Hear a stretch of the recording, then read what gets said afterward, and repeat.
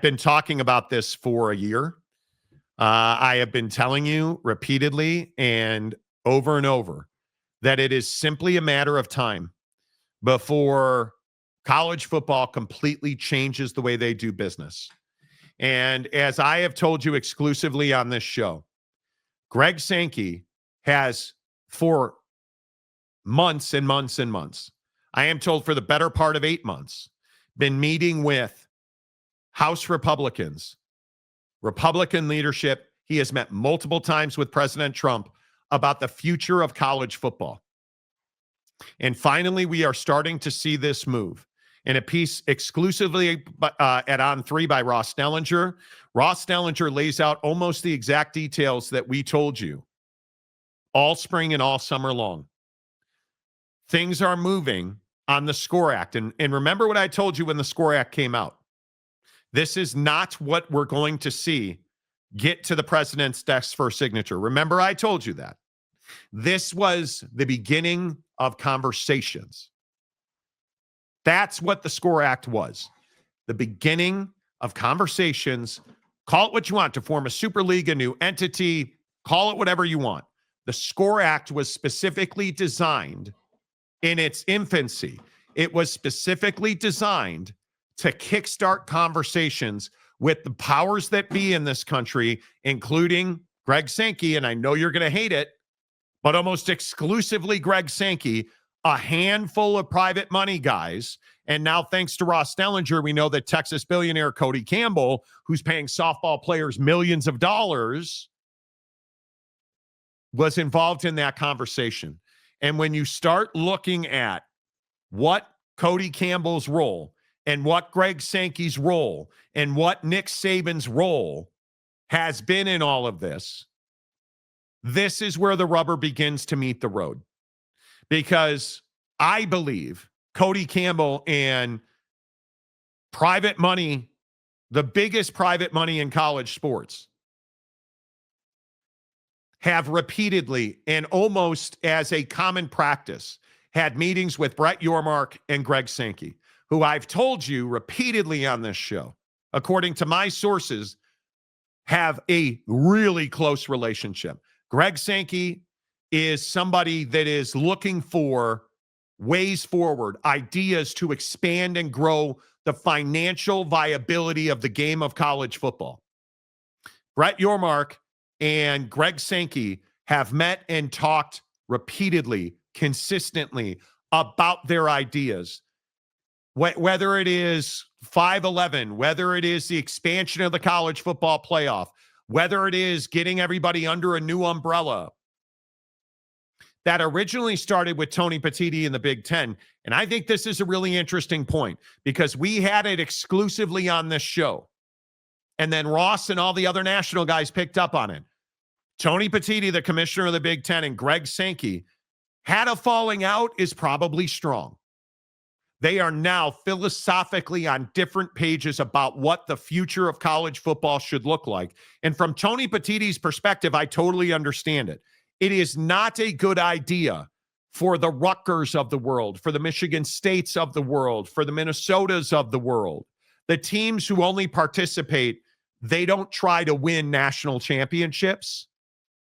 Those are the teams that don't want to see the SCORE Act develop into something into the future that creates this new entity that is inevitable at this point. Because when that happens, they fall further and further from the wayside. Because what's going to happen under this new entity that I've told you about for more than a year now, you are going to see that every P4 university is going to get a seat at the table. And the question is going to be, what are you going to do with the new money that is going to come to you? Because it is, without question, my sources have been telling me, especially the people in television I speak to, have been telling me consistently for well over a year, the financial playing field in the game of college football when it comes to television media rights is broken.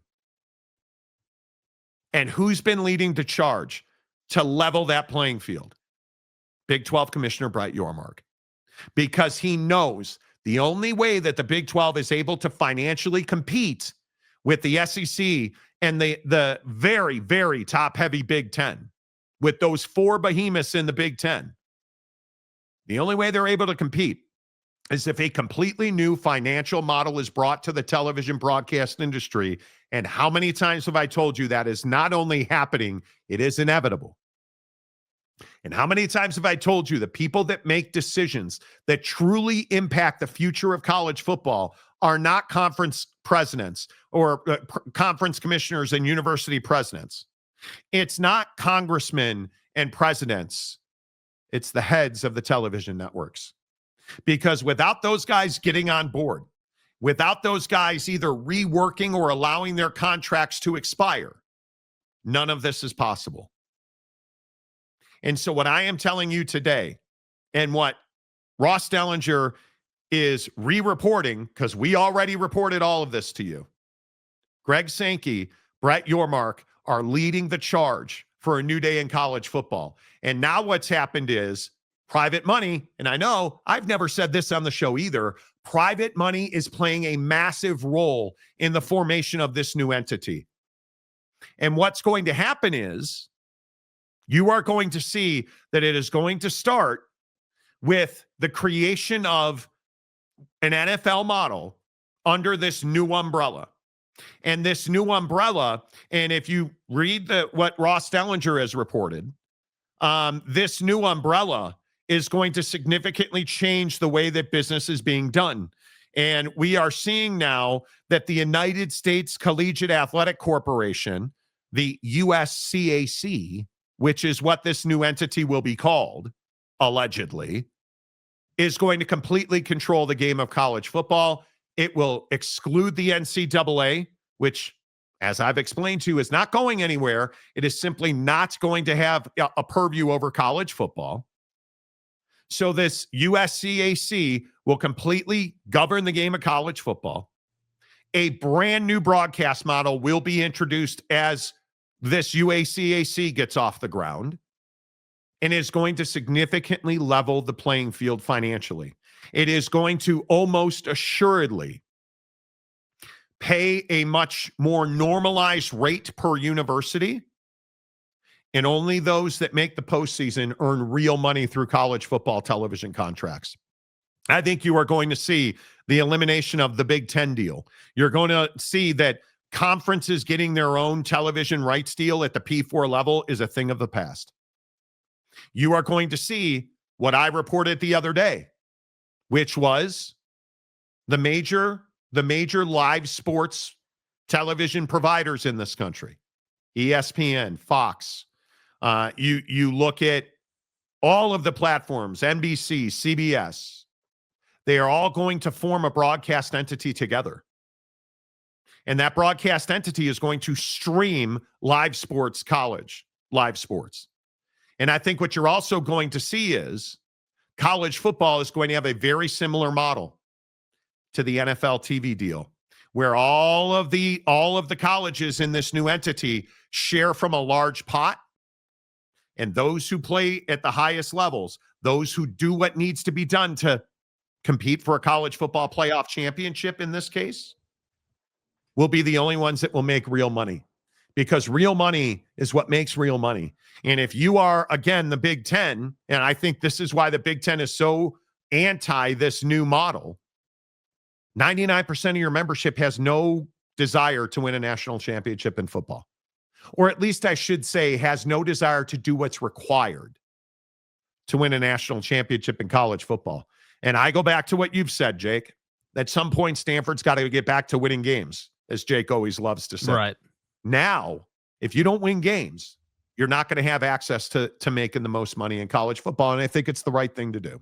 Yeah, and I just think that the sport needs it. I think that college football is, has found itself in this really unique situation now with athletes making money. I mean, to me, that's where this whole, if you want to call it a rabbit hole or however you want to describe it, that's where this all started, right? I mean, once kids started making money and NIL became a thing, then you had to start talking about, all right, well, how are we going to make more money so we can compensate the athletes? And so, it just created a beast where the Yeah. proverbial you, like everyone in the room had to start talking about, all right, well, we have to make more money to be able to compensate for more expenditures, essentially. I mean, that's all this conversation is, honestly. Yes. I mean, you can get into the nuts and bolts of like how this new entity would work, and like, how you make, the playoffs, or like, like how all that'll work. But the reality is, all this is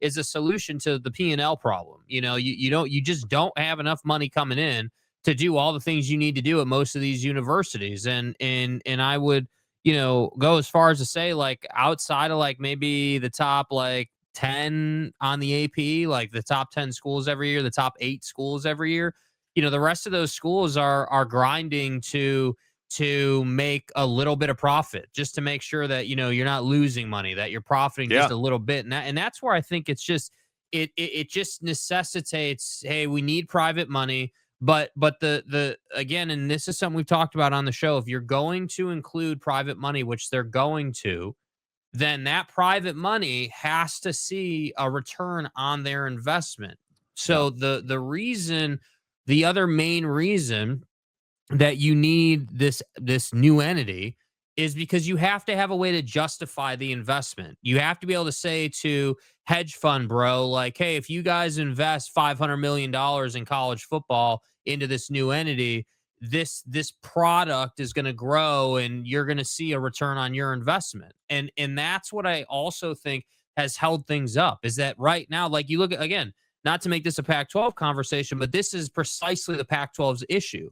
They're not able to get a lot of funding and a lot of help because there's no path forward to their existence, right, in the long term. And I think on a bigger scale and in a different way, the P4 level deals with that same conversation, which is why the Cody Campbells of the world have started, nonprofits and are starting new organizations to be able to push this thing forward. And Yep. that's why I think there's so much momentum. Well, and I also think that Jimmy Pitaro and Donald Trump have had several meetings. I can tell you that Bob Iger, the boss at Disney, has had several meetings with Donald Trump over this. I can tell you that Greg Sankey has sat in on multiple conversations with Nick Saban, with this sports council, with this has been actively working. And I think what you're starting to see now is, it's moving to a point where it's getting serious because, one, the heavy hitters financially are all at the table now. Two, the Democrats and Republicans, and this is the scary part, there's not one side of the line or the other. There's a lot of Congress people who don't love the way this thing is being put together. And I think one of the things that's going to be very interesting is to see, how does this bill go through committee and who's going to be the ones that's really going to fret this out, because you look at the way that college football is suffering right now. I think one of the main points that people need to wrap their heads around is, this is the only way for the sport to move forward, because right now the game of college football, and you may not even realize it, the game of college football financially is shrinking, because so much money is being paid to lawyers, so much money is being paid to settlements, so much money is being paid to insurance companies. Like, it is a loss leader right now. The TV contracts are not netting the same as they were previously. So the revenue streams are quite literally being choked by all of this litigation. And at some point, the only way you end litigation is you get federal level protections from the government, who, by all accounts, are willing to offer those protections. But one of the real arguments, and I've talked about this before, and I know that this pisses a lot of people off, one of the things that this private money side wants to protect is Olympic level sports.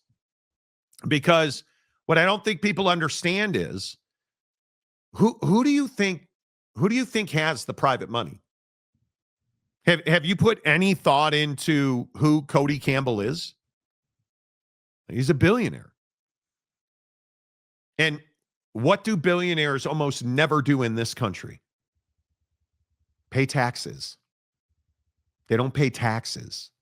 So all of his investment in softball pitchers, all of private money's investment in making sure that secondary and loss leading sports continue to be secondary and loss leading sports, that's where the rubber meets the road here. They need those sports because they lose money. Their investments lose money, and it offsets their gains. It offsets their profit tax.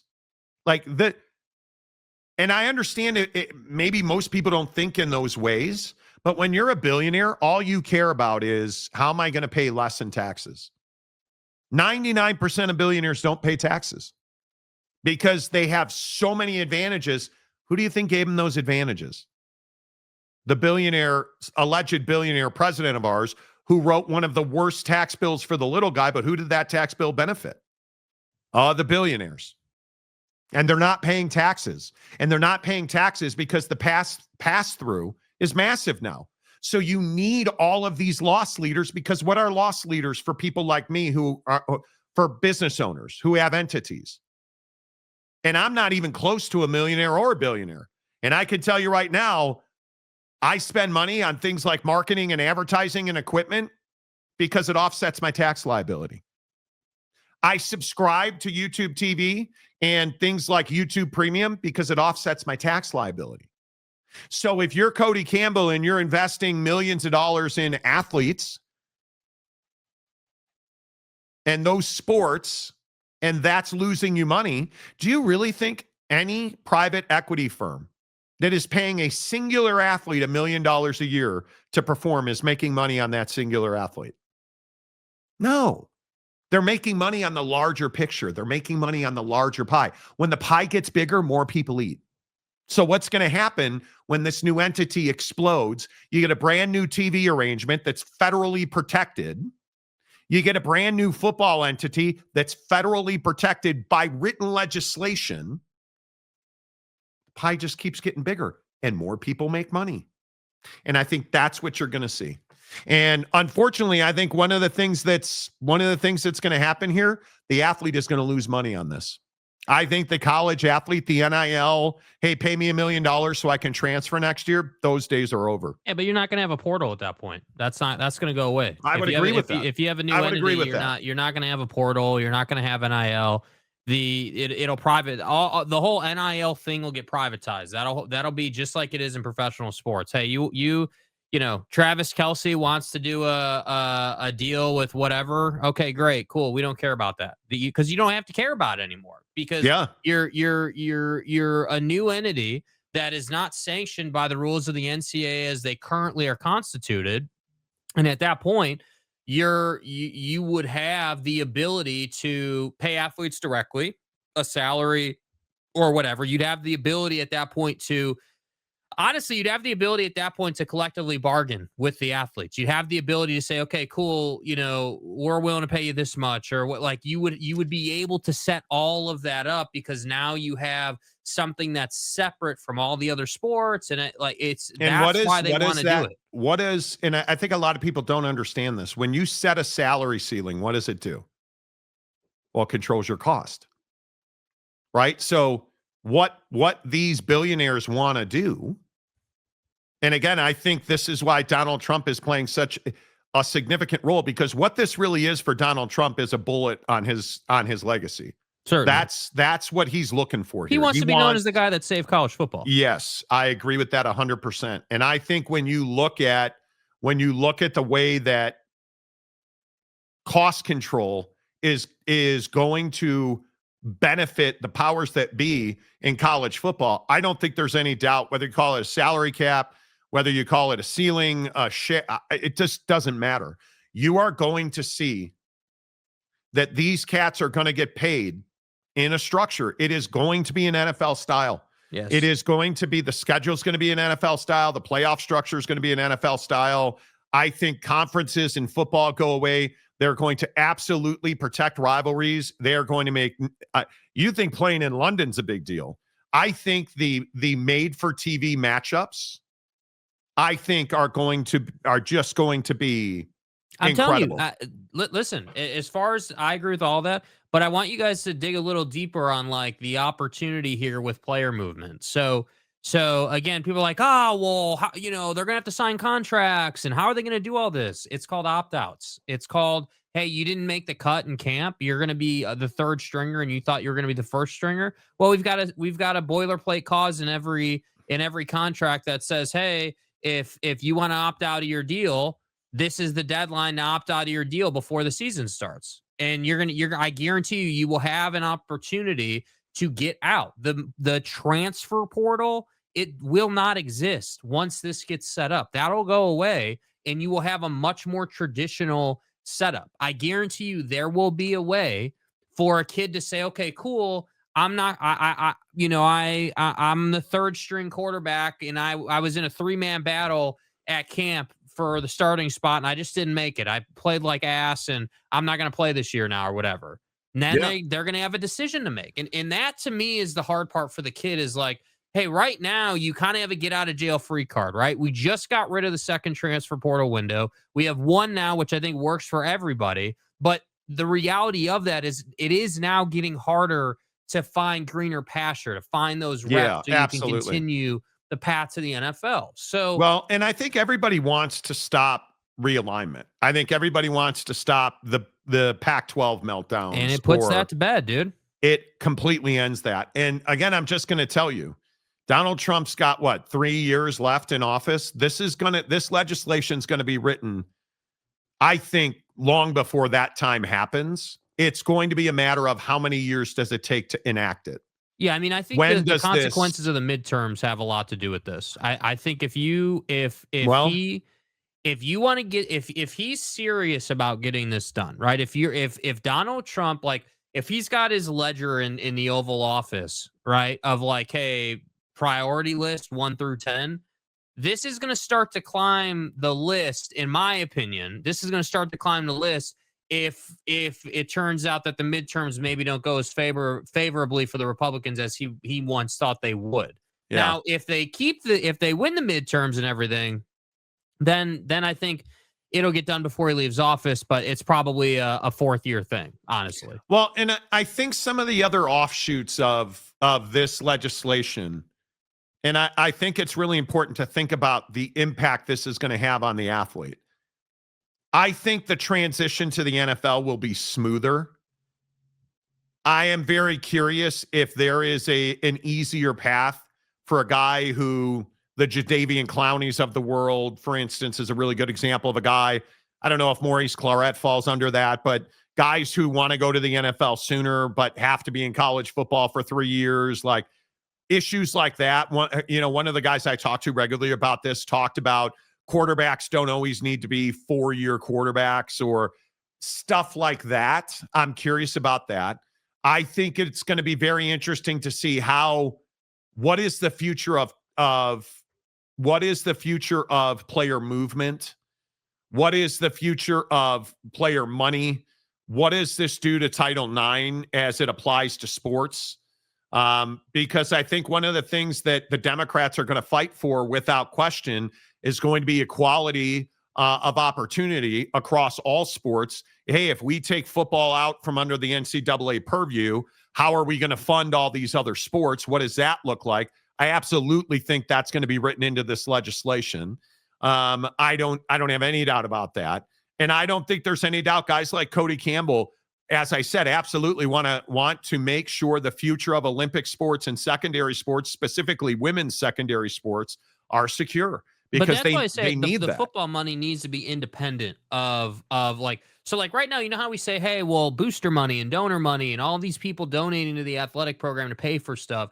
That money, I still think is going to continue to flow into the athletic department, but it's just not going to go to football. I'm telling you, the private equity piece of this has to cover all costs related to running a football program. And then the school themselves, or the athletic department themselves, have to, do all their sponsorship deals and all that. Right, but I also think there's an opportunity here, because one of the things that I know has been talked about is, do you not only take football teams out of the NCAA, do you take them out of the educational environment? Do you take Notre Dame football and turn it into its own entity, which most universities have their athletic department as a separate financial entity, obviously. But do you allow the football team to become its own financial business, its own wholly owned by Notre Dame business unit?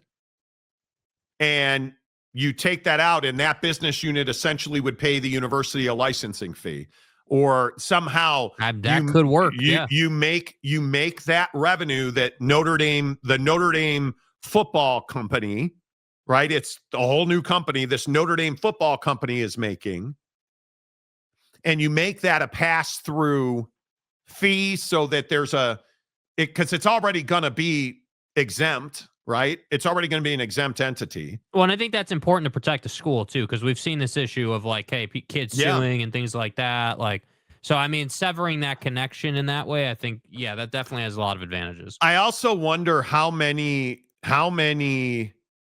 The midterm is a really good conversation because right now I think you have a group of senators on both sides of the aisle that want to get this deal done. I think you have a lot of senators, both red and blue, who want this deal to happen because I think education, and again, I know people hate when I talk about how important education is. Education is suffering in this country right now. And I think if you look at the Democrats and the Republicans, both agree with that largely. The question is going to be how much federal funding are senators on both sides of the aisle willing to put into this process without securing funding for educational endowments across the country that have been 100% shut down with the elimination of the Department of Education. Because, and I know I keep trying to tell you that, and people tell me I'm stupid, but I might be stupid. That's very true. But what I'm telling you is both Republican and Democratic senators want the education system in this country paid for at the federal level. And right now, that spigot's been turned off. Most universities in this country have not gotten their federal disbursement for the 2025-2026 academic year. And that is causing huge ripples through the education world. And I think that is going to be one of the biggest fights. And what scares you about that, if you're somebody who doesn't believe in that, what scares you about that is it's one of the few things that a Republican and a Democrat will shake hands on. We need to rebuild educational funding. And I'm really curious how all that works. And I'm also really curious how much of the money that is made in this new football entity will have to go back into paying for educational programs, because I think that's going to be a big part of this. So I think there's a lot of unknowns. I think there are a lot of questions. I just think that this has a real chance to get done. There's going to be arm twisting. There's going to be arguments. I don't think there's any question about that. But I think it's going to be really interesting to see, because you have a guy in Steve Scalise who is an absolute Trump supporter and apologist. He's going to be one of the leading voices on this. But he's also been one of the guys who's been more willing to be pliable. And he's one of the guys who's been more willing to have conversations. And Cody Campbell absolutely has influence over guys like that. And guys like Cody Campbell, who you're never going to hear their names, that probably have twice as much money, if not more than Cody Campbell, absolutely have their hands in those senators' pockets. And ultimately, what the billionaires want is what the millionaires do. And I think that's how business in this country is going to get done for the next period of time, whatever that period of time looks like. And I think this is absolutely under that umbrella, if you will. I think that's absolutely what's going to. It's just going to be very interesting to see how these conversations take shape. And I think right now, Tony Petitti is in a very interesting position, because I think Tony Petitti, you're not going to stand on the tracks and try to block the train in this one. No, you're not. That is suicide. My question is, because I think Tony Petitti wants to keep the Big Ten football brand alive. I don't think Brett Yormark cares about the Big 12 football brand. Frankly, I think he realizes he doesn't have a great one. I think Greg Sankey understands SEC football is the definition of college football. And again, who's noticeably absent from this conversation? Jim Phillips in the ACC. Because I don't think they're going to fight anything. That's why there's a lot of people, every time we talk about this, there's a lot of people like, oh, the G5 is going to stand in the way. The G5 is going to be taken care of. Because you have a lot of senators who have a lot of constituents in G5 country. And the G5 will be taken care of financially in this. You mark my words on that. The G5 will be taken care of financially in this. Whole, partly brought under the same management. We'll see. Oak State James for $5. Please do not make this about stadiums and IPFs. I'm begging you. Most rich dudes would rather give to their schools instead of pay taxes. So set up the system so it benefits college football. I love the Super League. I think you don't become a billionaire in this country very often by accident. And I think when you look at, I was reading about Cody Campbell last night. And I think it is very interesting the way that he has made his money. And you look at the sectors that he is in. He is in 100% in energy. There's no question about that. And his money, which I think is incredibly deep. He's got a ton of money. You can trace all of his love back to Mike Leach in Texas Tech. And that almost tells you everything you need to know. And then you start getting into the shale business and you start getting into, Apollo Global Management 12 years ago. And then you start looking at 4 Point Energy. You start looking at, Pioneer Natural Resources, and you start understanding Cody Campbell is operated in a way where he's made a move and grown, and he just continues to make moves, to grow, to operate. These are the guys that are going to make this happen. They're going to put the money, put the ideas, and put the leverage on people, because I hate to say this, it sounds so crass, almost. Nothing happens in this country unless you have leverage over somebody.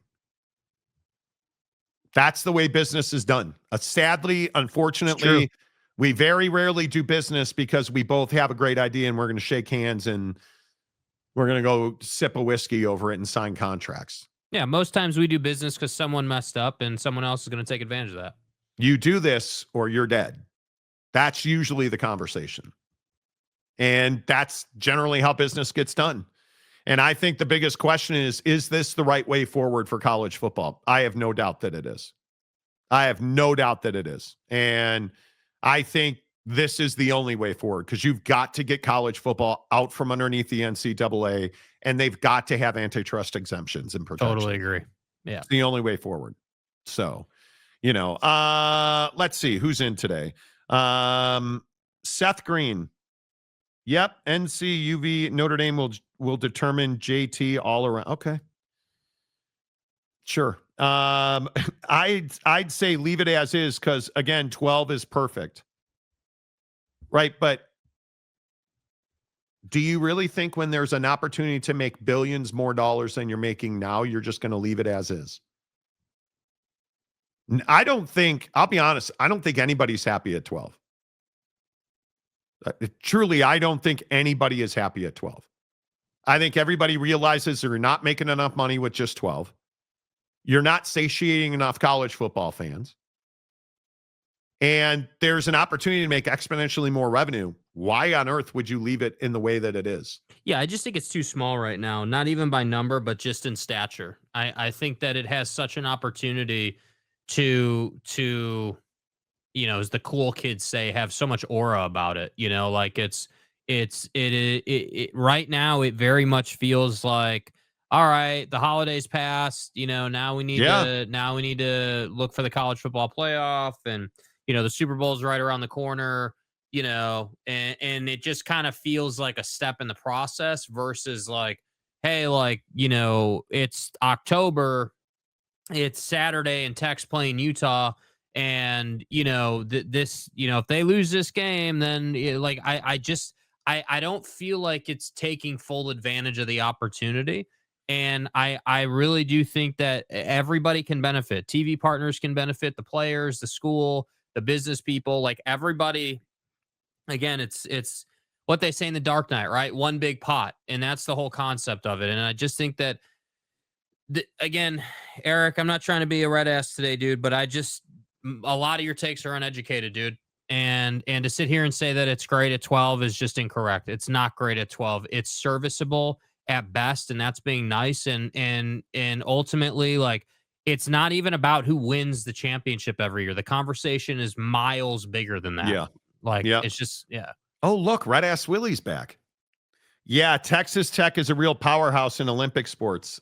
They just damn near won a college softball World Series this year, paying a pitcher $1 million. Well, thanks for coming.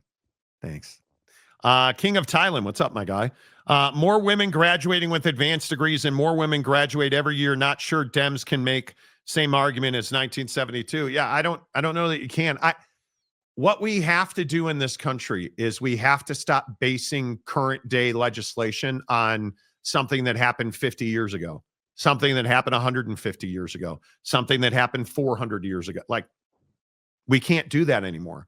If we're going to progress and move forward, we have to take real world scenarios and figure out how to fix or improve whatever the issue with those scenarios are. And I don't think there's any question right now, the game of college football is shrinking opportunities. And Greg Sankey has said it 100 times. We're not trying to shrink the game. We're trying to grow the game. And yet, here we are talking about whether 12 teams or not is enough. Like, you have to have a more worldly view of what the current day scenario is. And it's what I've always said about UCLA. Oh, well, all we do is win championships. Well, yeah, but John Wooden's not walking through that door anytime soon, quite literally or figuratively. Mm-hmm. Right? Like, you need to move forward. And I think it's one of those things that most people don't understand. Wasikowski. So schools like Rutgers, Vandy would be given a lesser amount of a payout. I think you're going to see schools like Rutgers and Vandy are going to get the same payout. And if they want to make top tier money, you got to make the postseason. Yeah, there's definitely going to be a baseline, and then you can earn up depending on how much you win. Look at what we're doing in college basketball now. You actually get paid now. If you make the semifinal, you make more money. If you make the national championship game in college basketball, crazy, you make more money. You guys understand that that's not how it used to be. I think that isn't this coming tournament the first one where you get paid more money in the semifinals and the final for the Final Four and the final game? Like, how is that just now happening? Well, because the old heads didn't want to pay people. And now the old heads have kind of lost power.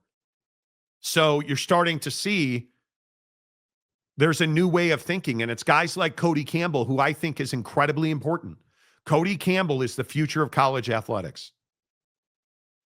He and guys like him. Donald Trump is just a conduit. Donald Trump doesn't know shit about college athletics, but he's going to make sure for his resume and his legacy that the guys who do know are going to get an opportunity to do what they want to do. It's guys like Nick Saban, guys like Greg Sankey, guys like Brett Yormark, guys like Cody Campbell, who have access to the president of the United States, who is going to take what he hears in those conversations and leverage his Republican senators, leverage their committees to take action to do what he wants to do. So very valid point you make, Jake. I think the midterms, you maybe by the midterms, you're going to have to get this done. Yeah. And if that's 18 months from now, 14 months from now? That's a long time, and that's not very long at all, depending on which side of the line you come down on, right? But since when do education have to do with college? Well, you're not wrong about that. You're not wrong about that at all. Not a coincidence they are both Michigan men. Well, you know, it is incredible to me that we just have so much dysfunction. Like, the Big Ten's a perfect example of this. Like, that has got to be the most scandal-ridden league in the entire country. Constantly. Right? I mean, how often do we talk about the knuckle deep boys on Epstein Island, right? Like, I mean, constantly. Michigan State, constantly. Jim Jordan at Ohio State, constantly. Michigan football, constantly. Right? You at some point, I think some of the things you're going to see, some of the unintended consequences that I think you always have to be thinking about. Can you imagine if the pedo state guys on Happy Ending Valley had that scandal under this new entity?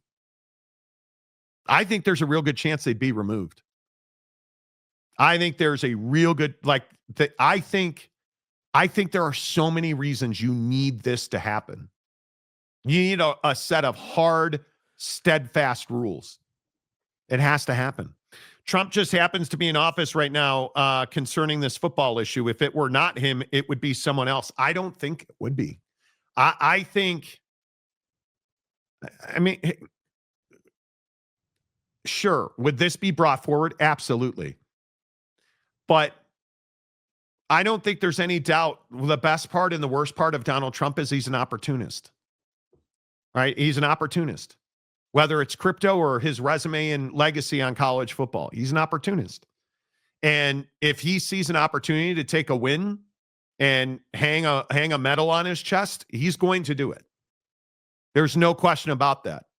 So it's just a matter of how long does it take and who's going to be the roadblock and what leverage is going to be used to remove that roadblock.